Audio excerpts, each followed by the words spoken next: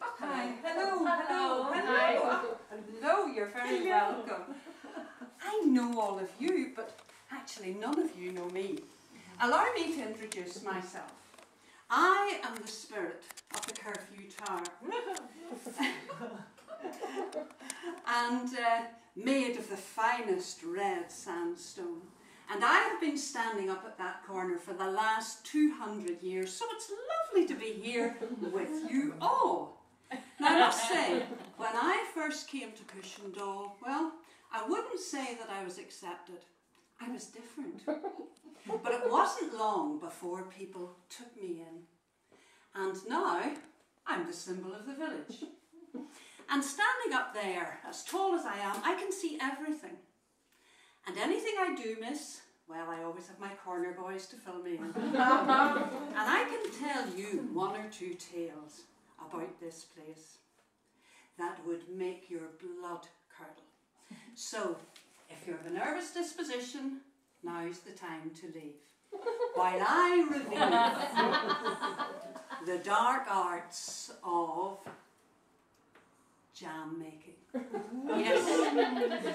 Now what could be nicer, being up Glenanne on a September afternoon with your daughter and her friend picking blackberries. Sorry, I need to be quicker. Well, Siobhan, isn't it lovely of my Claire to have you over here after school to pick blackberries? You'll notice, Siobhan, that we in Glenanne only pick the smallest berries to make our world-famous jam. I'm sure your mother has told you, Siobhan, that the Glenanne blackberries only make the best jam. Now do try one.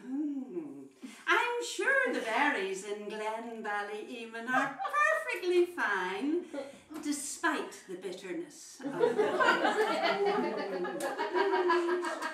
Now, it wasn't that long ago that if somebody from one glen married somebody from the other, well, that was considered a mixed marriage. And the recipes and ingredients of family dishes as such were never shared. Certainly not outside of the glen. So, Siobhan, there was a kind of a bewitchment overcame me one time. And when I took a spoonful, well no, I took half a spoonful of Glenballyman jam.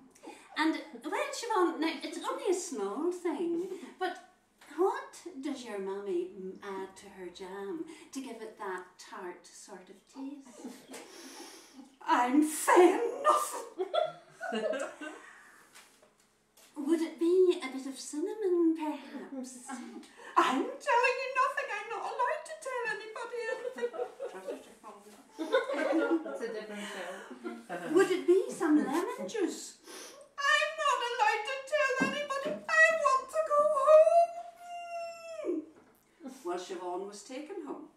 And despite the interrogation, Maggie of the Burn never found out what was put into the jam. But I must say, you're all taking it very much in your stride that the Cushendall Curfew Tower is standing in front of you, talking to you.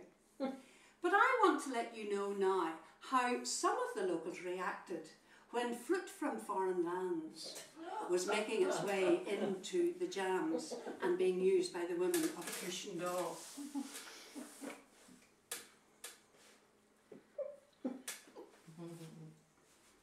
It's Barry the Blackberry here, comrades.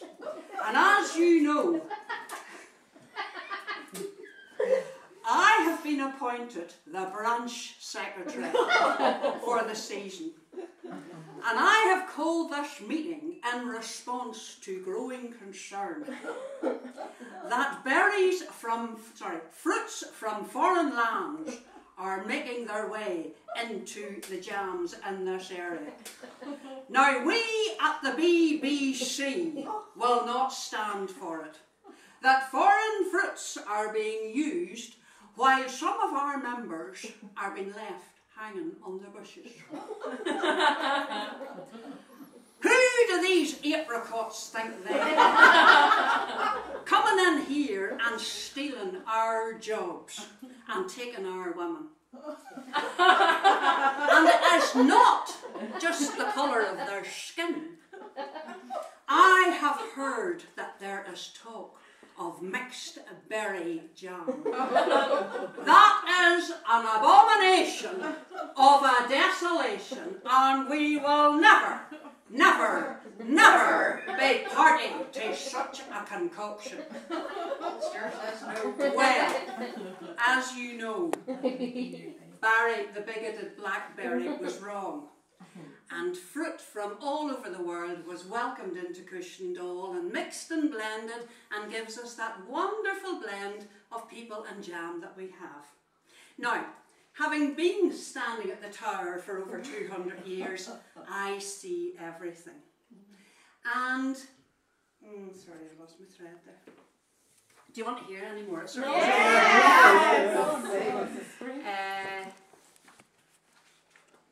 Oh yes, and I see other sorts of jams. Now in the days of the sheep sales and the cattle sales, this whole street would have been jam-packed full of livestock and farmers.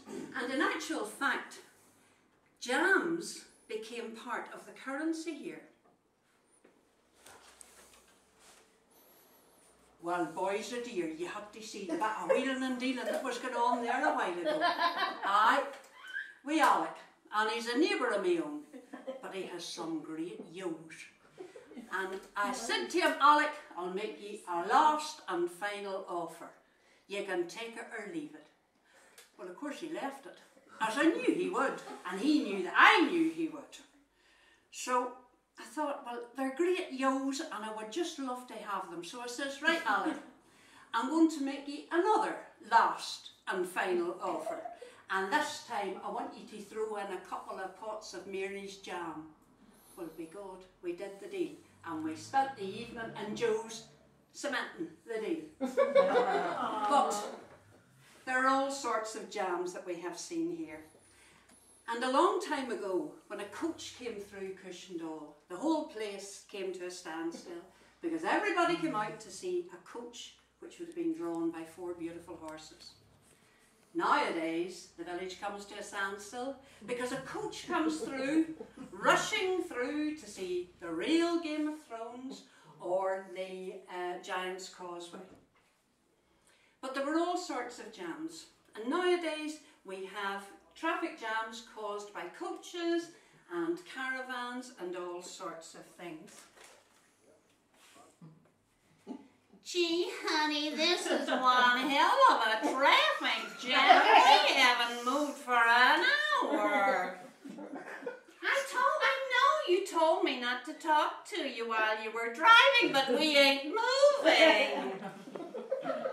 Oh, honey, I really am hungry. I wonder could I go over to that little restaurant and order up some peanut butter and jelly sandwiches? They call it what? Jam? But we're in a jam. Oh my goodness, what quaint people you have here in Ireland. Oh, damn this traffic jam.